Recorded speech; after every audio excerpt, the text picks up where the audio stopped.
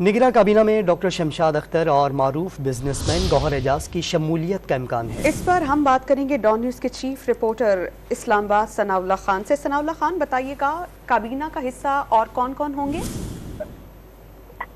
دیکھیں، ابھی تک جس طرح نگران وزیر اعظم کا نام سیکرٹ رکھا گیا تھا، کابینہ ارکان کے نام بھی ابھی تک سیکرٹ رکھے گئے ہیں، لیکن کچھ ذرائع نے اس بات کی تصدیق کی ہے کہ معروف اکانومسٹ ہیں ڈاکٹر شمشاد اختر، جو ماضی میں بھی مشیر خزانہ رہ چکی ہیں اور ورلڈ بینک اور مختلف انٹرنیشنل اداروں میں کام کر چکی ہیں، ان کو اس بات پر راضی کر دیا گیا ہے کہ وزیر خزانہ اس کے علاوہ ریونیو اور نجکاری کی وہ وزیر ہو سکتی ہیں۔ اس کے علاوہ ایپٹما کے چیف پیٹرن ہیں، جو ایپٹما کے صدر بھی رہ چکے ہیں، گوہر اعجاز، ان کو صنعت و پیداوار اور تجارت کا جو قلمدان ہے وہ دیا جائے گا۔